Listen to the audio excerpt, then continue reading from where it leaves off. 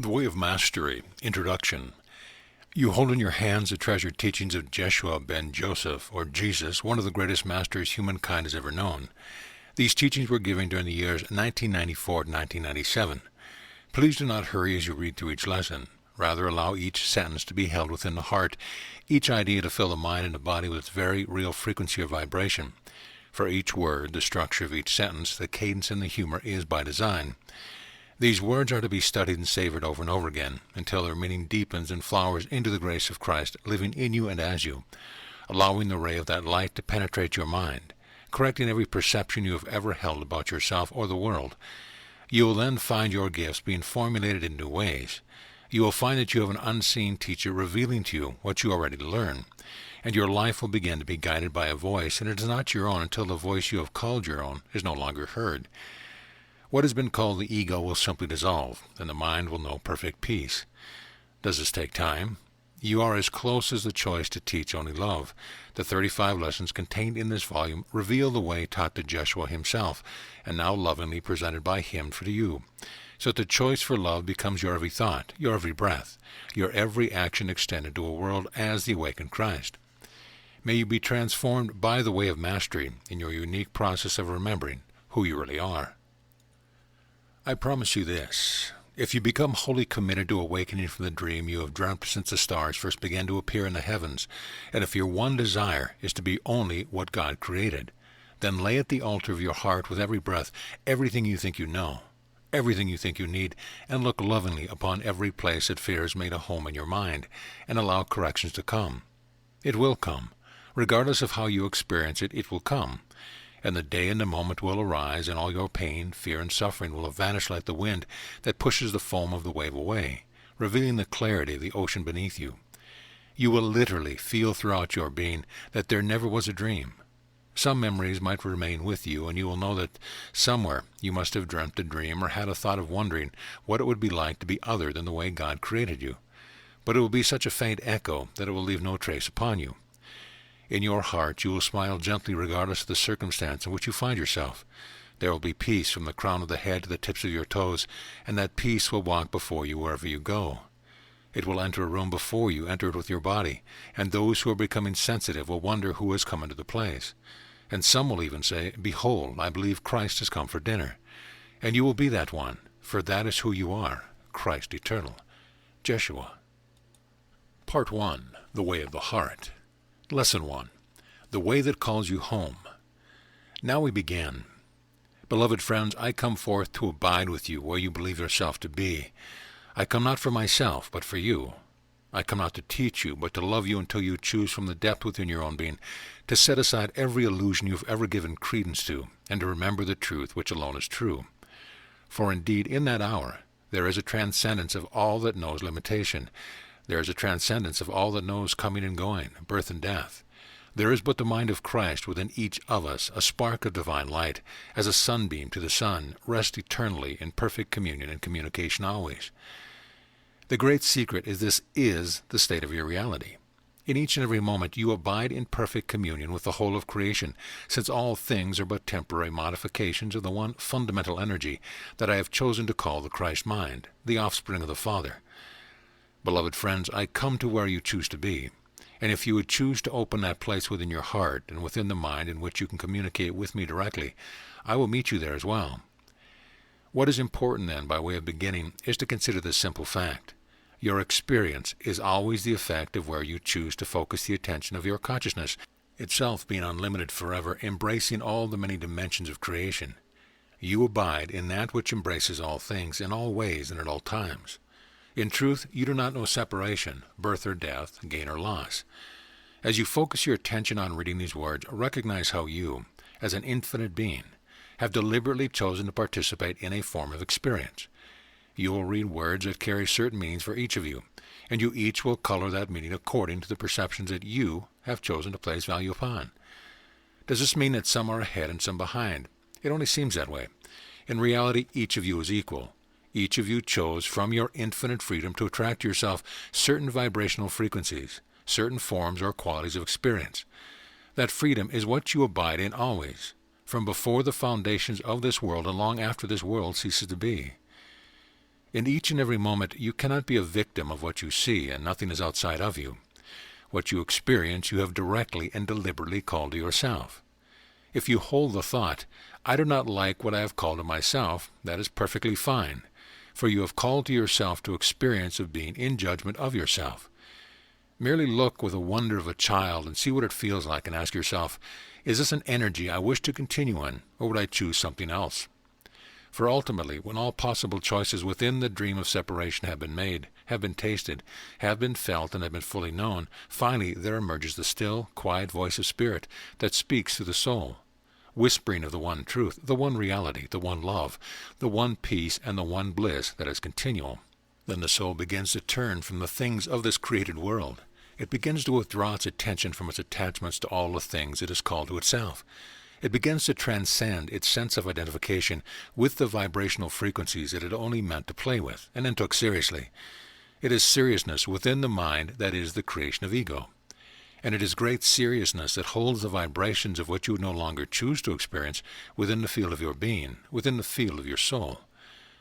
As you, as the soul, the individual divine spark, begin to choose to withdraw the attention and the value you have placed upon all things, as you learn to simplify the nature of your own consciousness, as you realize that you can surrender into something that seems beyond you, and that you can entertain the insane thought of trusting the invisible, you come more and more to be less and less. As you become less and less of what you thought you were, conversely, you become more and more of what your Father created you to be, the thought of perfect love and form, a channel, a simple vehicle through which the love of Spirit can shine forth. Your only task becomes the cleaning of your windows, the polishing of your floors, and the weeding of your garden so that the light can pour forth unimpeded. No longer will you find the need to defend perceptions you had identified within error. You will indeed know when you have come to that state of awakening, for you will be able to look upon all created things that you have ever experienced, all reactions you have ever held within your mind, all perceptions, all judgments, all desires that you have ever held for anyone or anything. And as they arise in your mind, they will not disturb your peace. And you will smile. You will see that within your consciousness have arisen all saintliness and all devilishness. You have been both saint and sinner, and your happiness and your unhappiness have been merely an effect of where you choose to place your attention. Indeed, beloved friends, I come forth to meet you wherever you are, because I have chosen to use the infinite power of consciousness given me of the Father, as equally it is given unto you, to discover how deep delight can be when the mind is focused only on seen form and seen only the mind of Christ. I have therefore called to myself all multitude of experience, even when I walked upon your beloved earth as a man, to challenge myself, to test myself, to condition myself to rise above, to transcend all possible experience that could distract me from the remembrance of who I am. By the way, my crucifixion was simply the climax of my own direct choice to be challenged by the events of space and time, so that I could cultivate within myself the ability to see from, and to see only, the perfect purity of the mind of Christ. The point I am trying to make with you is that in each and every moment, what you are experiencing in the realm of your emotions and mind, and the effects, to the latter degree, within the body are there because you, from your infinite freedom, have simply selected that experience to focus your attention on, so that you can see what the effects are. The insanity does not come from having chosen to see something other than the mind of Christ. The insanity that you experience as your pain, your suffering, your seeking, and your dramas come only from your mistaken choice to become identified with what arises in the field of your awareness. You therefore lose the sight of innocence, for all events are perfectly neutral, and you are free to see them any way you want. When a child is born, and many of you who are mothers know this, you can experience a depth of joy that is unspeakable. Likewise, you can also experience fear and contraction at the thought of having to be responsible for a child. When a loved one dies and you experience grief and suffering, rest assured it is because you have chosen to contract your attention. Then all you can see is a loss of an animated body, and thereby convince yourself that if you become separated from the loved one. I speak from experience that separation is an illusion. When death occurs in your plane, in that very moment, you still have the power to choose to recognize that something has changed, and to shift your attention to a different faculty that the body could never possibly contain. One in which you perceive and hear and communicate with that spark of divine light, the soul, that seems to have given up the idea of trying to keep a physical form animated. This is imperative. In fact, it is the very first step of the way of the heart. The first step in awakening. The first step in awakening is to allow into the mind this axiom of truth. Nothing that you experience is caused by anything outside of you. You experience only the effects of your own choice. During the first part of this course, we will be building lesson by lesson on what I am choosing to call the way of the heart. It is the way unknown to the world. It is a way unknown to many that would call themselves spiritual leaders, for it is not a way of resting on or becoming dependent on magical means. It is rather the pathway which cultivates within you the decision to turn your attention upon your own mind, upon your own behavior, upon what is true and real for you moment to moment. To study it, to consider it, to feel it, to breathe the light of spirit through it, and to constantly retrain the mind so that it assumes complete responsibility in each moment. Why is this necessary? Because without it, there can be no peace. Without it, you cannot transcend the false identification that you have chosen. You need to come to a point where you say to yourself, I have done this to myself. I did it. I must correct it. No one is to blame. The world is innocent. In the lessons that follow, we will be communicating with you more and more deeply the finer points of the way of the heart, for it is that way that was taught to me. It is that way that brings about the reversal of every thought you have ever had about anyone or anything.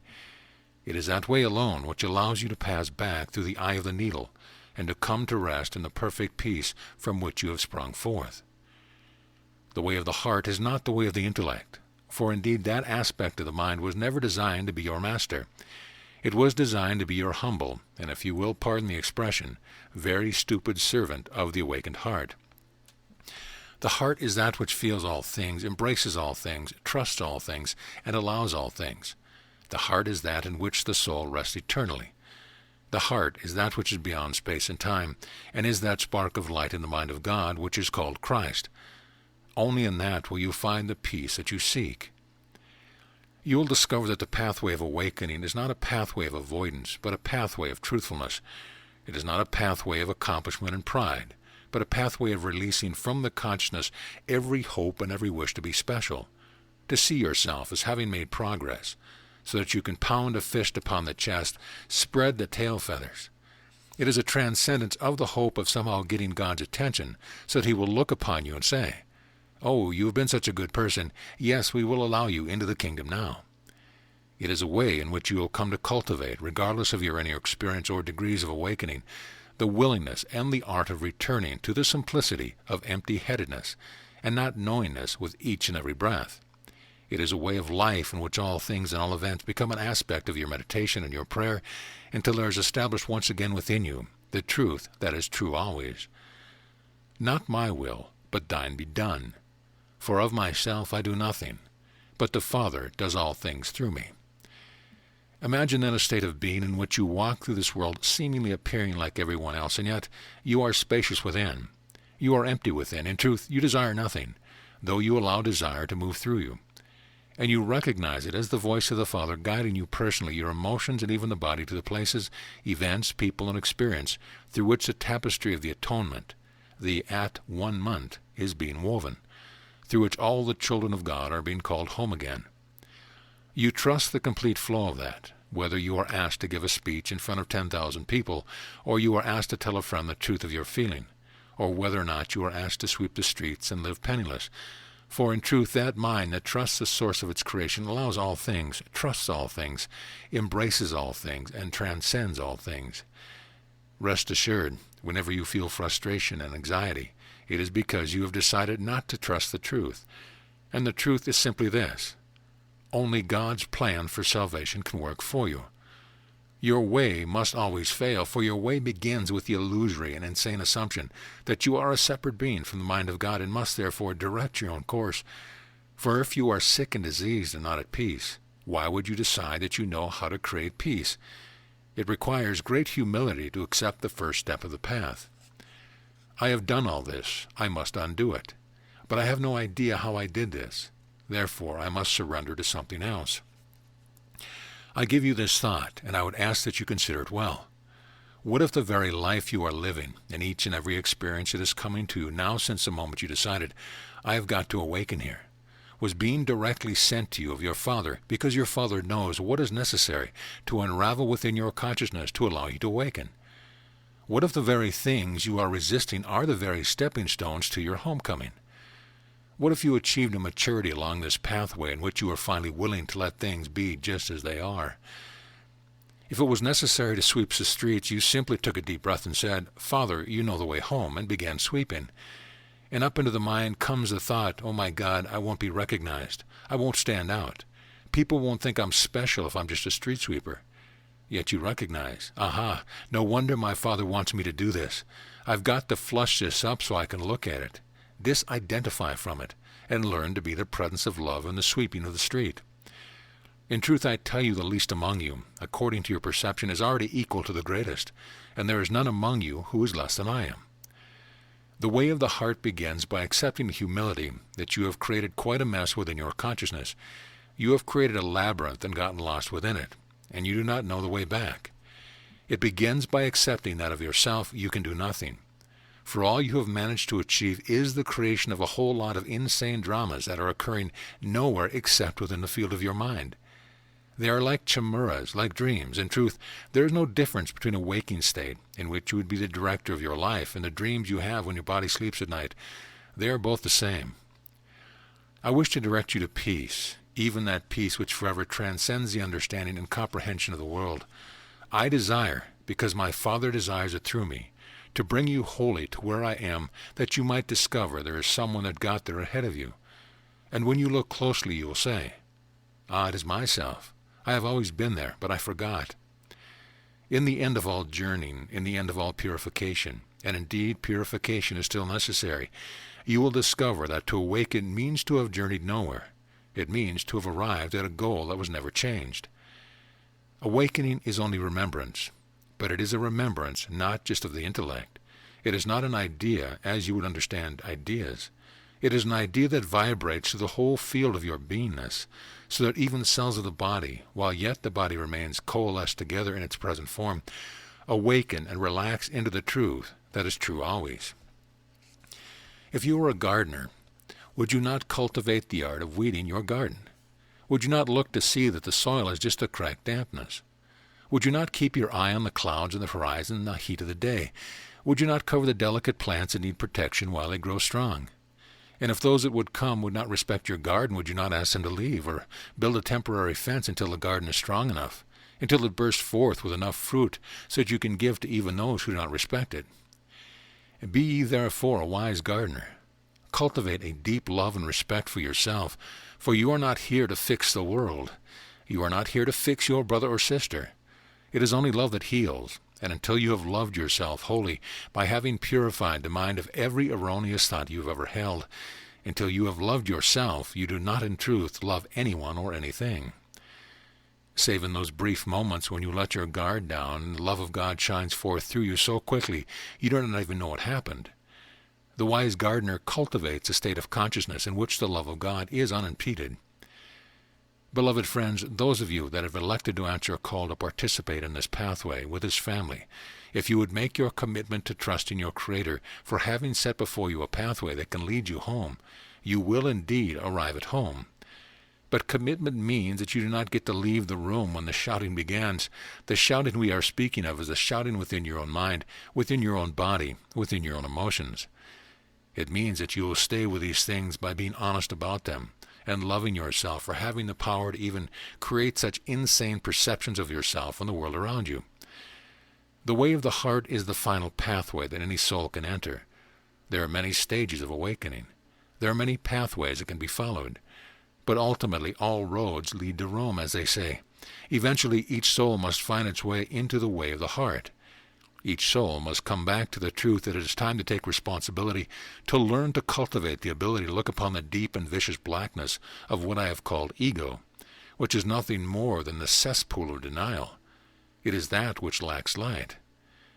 Begin to bring light back to you by simply observing your own mind, your own behavior, and your own reactions with a sense of wonder, with a sense of innocence, and with a sense of childlikeness. For it is not written that you must again become like a little child to enter the kingdom. The little child simply marvels at all they see and says, "Well, how about that?" Can you imagine looking upon the deepest, darkest parts of your own shadow, your own denials, and be able to say, "Oh, how about that?" Remember that everything is neutral, and all that arises within your consciousness has no effect upon the truth of your reality. The way of the heart is a way of cultivating the decision to become identified with the light that can shine away all darkness, not by fighting with it, but by recognizing it, embracing it as your own creation and choosing again. The way of the heart is the way that I teach, and now we begin a focused, in-depth study together, that this way might become established within your holy mind. The way of the heart calls you home. Remember that the truth is true always. Is it not time, beloved friends, to truly step into ownership of your own reality? The way of the heart does not know the word avoidance. It does not know deception, manipulation, or control. It does not know blame, although it watches these things arise as echoes of old patterns now outgrown. It learns to see them, to recognize them, like you might recognize certain kinds of clouds that pass through the sky, and then learns to turn the attention of the mind that a new choice might be made. The way of the heart is the way that calls you home, and the call comes from the deep part of your soul that is still like unto the Spirit, which abides as Christ in the holy mind of God. Trust, then, that you are as a sunbeam to the sun. Trust not the perception you have cultivated in error. You are not alone on the way that you journey, and you journey not apart from your brothers and sisters. This family cannot know separation. For once the call to awaken through this lineage has been acknowledged, though some bodies may not communicate in space and time, rest assured, communication remains, and there is no way to avoid it. We begin now, the way of the heart.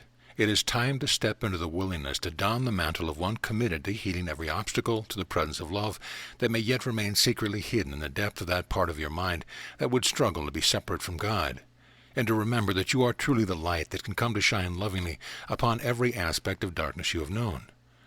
Along the pathway of this course, you are going to learn how to shake hands with the devil, and to do a little jig with him and recognize his face to be your own. When you can dance with the darkness that you have created, that darkness is transformed into an angel, and light abides with light. We will be giving you certain meditations and certain energetic practices to help cultivate within you a quality of feeling that will allow you to recognize energies that do not serve you. These will be given in a way that transcends what your mind may choose to think of them, so that you can learn more and more and lead with the body, to lead with your feeling nature, not your intellect. Your intellect does not know anything except the trivialities that you have shoved into it, like garbage into a garbage can.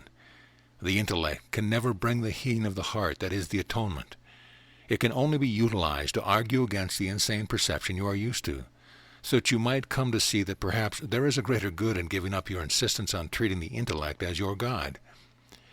Therefore, indeed, beloved friends, dance, rejoice, and play often. Let these lessons bring up within you everything unworthy of the mind of Christ, every thought of scarcity, every sense of unworthiness, and every fear.